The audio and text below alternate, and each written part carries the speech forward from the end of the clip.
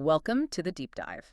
Today we're tackling something that, well, it looks like confusion, maybe worsening dementia, but it's actually a medical emergency.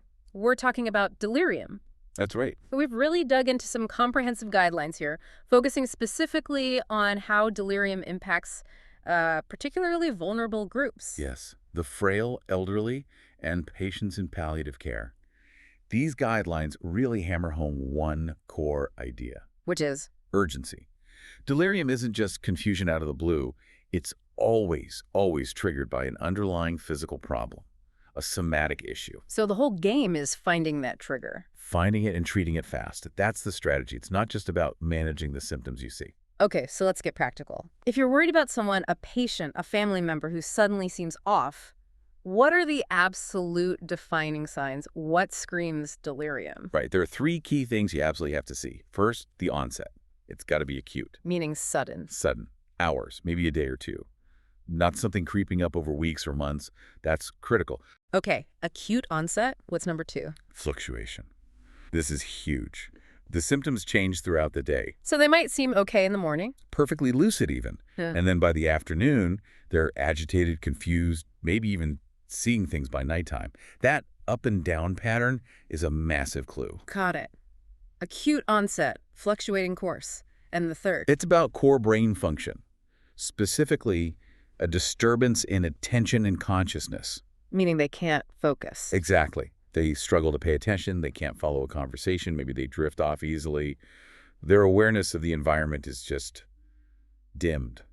They're not quite there. And because they're fluctuating, coming in and out of it? You can't rely on what they tell you.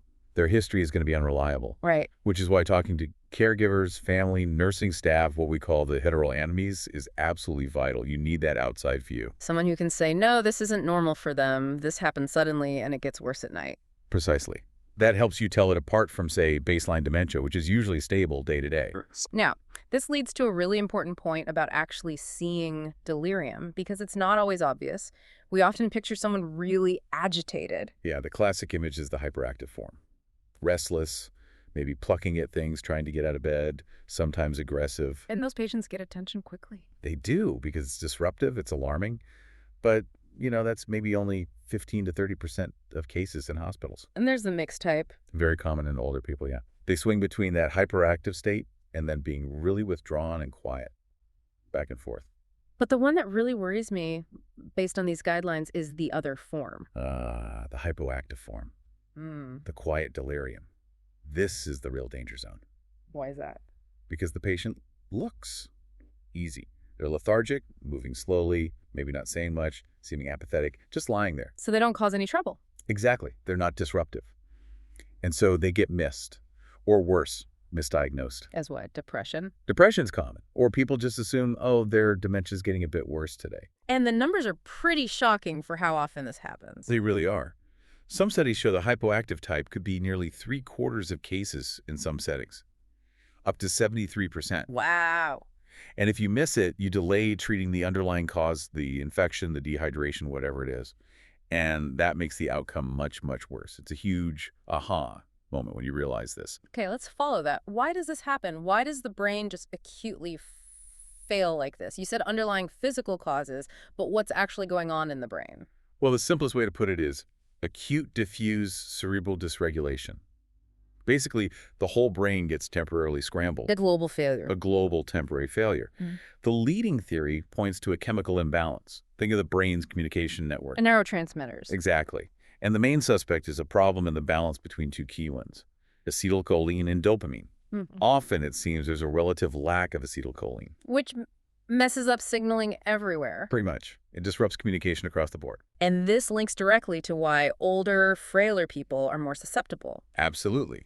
This is why we call delirium a geriatric syndrome. It's usually multifactorial. Meaning lots of things contribute. Right. As people age, their physical and mental reserve capacity, their buffer, if you like, shrinks. So they have less resilience. Much less. So a trigger that a younger, healthier person might easily cope with, a mild infection, not drinking enough water, a new medication, that small thing can overwhelm their system. Their compensatory mechanisms just can't keep up. And boom, acute brain failure, delirium. So the guidelines break down risk factors into two camps, basically. Things we can't change, the predispositions. And things we can potentially change, the precipitating factors, the triggers. So who is already walking a tightrope? What are those non-modifiable High factors? age is the big one, obviously. Yeah, Having pre-existing dementia or any kind of cognitive impairment already. that makes sense. Having had delirium before, that puts you at much higher risk for it again.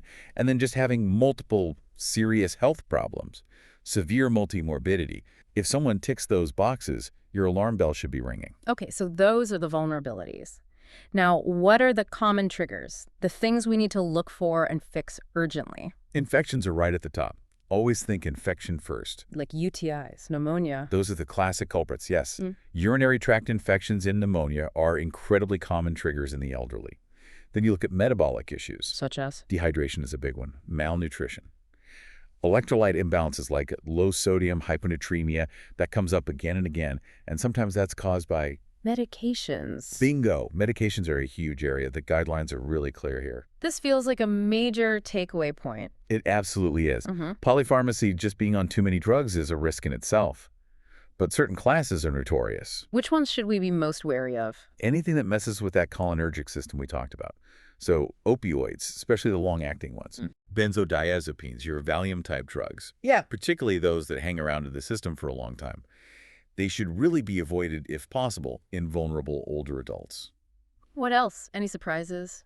Maybe over-the-counter stuff? Definitely. Drugs with strong anticholinergic effects are major culprits because they directly block acetylcholine. And that includes? Some older types of antidepressants like tricyclics, but also, classic antihistamines, the older drowsy-making ones you might buy for allergies or sleep, even some bladder medications. Wow, okay. The real danger is often the cumulative effect. Someone might be on, 3 or 4 different drugs, each with a bit of anticholinergic activity. Together, that load becomes the trigger. Right, the combined impact. Okay, let's shift to the so what. I mean, delirium is often described as reversible, but the data on long-term outcomes, especially for older people, is, well, It's pretty grim. it is genuinely shocking. The sources are clear. Even if the delirium itself resolves, experiencing it is linked to a profoundly poor long-term prognosis. Let's talk mortality. It significantly increases the risk of death. One big analysis found a 38% mortality rate in patients who'd had delirium, compared to about 27.5% in similar patients who hadn't. That's a huge difference. Why? Why is the delirium episode itself apparently so damaging long-term, even if the UTI clears up? The thinking is that the delirium episode itself acts like a major physiological stress test on an already frail system. It might cause lasting damage to brain networks, or perhaps it unmasks or accelerates underlying decline that was already starting. And it impacts where people end up living, too. Massively. The risk of needing to be institutionalized, admitted to a nursing home or long-term care is significantly higher. More than double the risk, actually. The odds ratio was cited as 2.41. So they just don't bounce back to their previous level of independence. Often, no. They don't return to their baseline function. And the cognitive impact is severe, too, isn't it? Yeah, tell us about that link with dementia. It's incredibly strong. If someone doesn't have dementia, having an episode of delirium massively increases their risk of developing it later. The odds ratio there was over 12, really high. 12 times the risk. Yes. And if someone already has Alzheimer's disease, experiencing delirium seems to dramatically speed up their cognitive decline. It pushes them further down that path faster. And recovery, even from the delirium itself, isn't like flipping a switch. Not at all. It's often slow. People shouldn't expect a quick fix. Data shows nearly half, about 45% of patients over 50, still had some delirium symptoms when they left the hospital. And even longer term. Even 3 months later, more than a quarter, 26%, were still showing signs. Wow. Are there factors linked to that slower recovery? Yes. The ones that stand out are having pre-existing dementia, obviously, having a really severe episode of delirium, and here it is again, having the hypoactive, quiet subtype. That quiet delirium is really emerging as a key villain here. It absolutely is. It's missed more often, and it's linked to worse, longer-lasting outcomes. Okay, so that underscores the need for recognition. But diagnosis can be tricky. How do we reliably tell delirium apart from chronic conditions like dementia or depression, especially when symptoms like apathy or confusion overlap? It's challenging, no doubt. But we rely on those key differentiators we touched on earlier. The main one is onset. Right. Acute versus slow. Exactly. Delirium hits fast hours or days. Dementia creeps up over months or years. Depression is usually more gradual, over weeks perhaps. And the pattern? The course. Delirium fluctuates that roller coaster during the day, often worse at night. Dementia is usually pretty stable day to day. Depression often has a pattern too, but it's frequently worse in the morning. Okay, different patterns. And the final key. Attention. This is fundamental. In delirium, attention is significantly impaired. They just can't focus. Whereas in early dementia, Attention might still be relatively intact, especially early on. That profound difficulty focusing is a real hallmark of delirium with that acute brain failure happening right now. got it. So once we're confident it is delirium, what's the management approach? The guidelines seem to rest on a few pillars. That's right. 3 main things. 1, treat the underlying cause that's paramount. 2, ensure a safe, supportive environment. 3, use medication for symptoms only when absolutely necessary. Let's focus on pillar 2, first the non-medication side. Creating that safe, supportive space, what does that involve? It's about orientation and calm. Simple things make a difference. A clock, a calendar, maybe familiar photos from home. Keep communication short, clear, and calm. No complex questions. No. And crucially, if the person is really anxious or frightened, having a familiar face their family, a trusted caregiver continuously can be incredibly grounding. It's like their anchor to reality. What if they're experiencing delusions or hallucinations? If they think there are bugs on the wall or someone's trying to harm them, how should you respond? First, acknowledge their fear. Show empathy. I can see you're frightened. That validation is important. But don't agree with the delusion. Absolutely not. Don't argue about it, but don't play it along either. You calmly state that you see things differently. I know you're seeing spiders, but I don't see them. You're safe here. I'll stay with you. Reassurance and presence without confirming the false reality. And there's a very strong warning in the guidelines about something often used for agitation. Physical restraints, yes. The message is clear. Avoid them whenever possible. Why? Because they often make things worse. They increase fear, agitation, confusion. They can even be a risk factor for delirium or prolonging it. It's a last resort and often counterproductive. Okay, so focus on environment and communication. Now, pillar 3, medication. The guidelines seem very cautious here. Extremely cautious. Symptom control with drugs shouldn't be routine. These medications have side effects, and those side effects can sometimes worsen the confusion. So when is it appropriate? Only for severe distress, agitation, or psychotic symptoms that pose a risk to the patient or others, or causing profound suffering. And even then. Lowest dose, shortest time. Exactly. Lowest effective dose, shortest possible duration, ideally. The guidelines suggest aiming for no more than about a week, if possible. And the first choice medication is typically Haloperidol. Yeah. Usually starting very low, maybe 0.5 to 1.5 milligrams, perhaps twice a day, taken orally. You have to start low and go slow, titrating carefully. But there's a massive do not use warning for haloperidol, isn't there? Absolutely critical, non-negotiable. Haloperidol is contraindicated, absolutely forbidden for patients with Parkinson's disease or Lewy body dementia. Why is that? Because it can cause a catastrophic worsening of their motor symptoms, severe stiffness, rigidity, really dangerous extrapyramidal side effects. So what do you do then if someone with Parkinson's gets delirium? You need specialist advice, urgently, a geriatrician or psychiatrist. Sometimes alternatives like risperidone or maybe clozapine are considered, but they have their own risks and require careful monitoring. And clozapine requires blood tests, right? That's right. Regular blood checks are needed because, rarely, it can seriously affect white blood cell counts.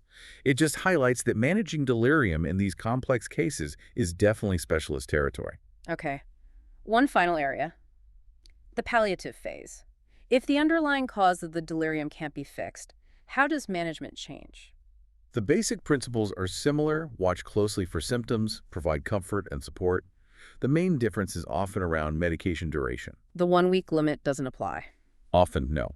If the goal is comfort and allowing the patient perhaps some moments of lucidity to connect with family, haloperidol might be used for longer, sometimes at higher doses up to maybe 20 milligrams a day. The aim shifts towards quality of life and facilitating meaningful interaction, allowing a dignified farewell if possible. Right. So bringing this all together from our deep dive into these guidelines, delirium is the state of acute brain failure. It's serious, has major long-term consequences, and the absolute priority is finding and fixing the physical trigger alongside really intensive supportive care. And we really can't overstate the human impact. It's incredibly stressful for the patient, obviously. But the guidelines also point out the heavy toll on families and caregivers. They experience more anxiety. Significantly more, yes. Caring for someone with delirium is exhausting and frightening, which underlines the importance of support for them, too. And the need for follow-up after the episode clears. Definitely. A debriefing, a conversation is so important for the patient who might have disturbing, fragmented memories they need to process. And for the caregivers. To help them understand what happened, answer their questions, and crucially to help them spot the early signs if it starts happening again. Because, unfortunately, recurrence is common. Okay, this deep dive has really highlighted that acute confusion in vulnerable older people is far from trivial. So let's leave our listeners with this final thought to chew on.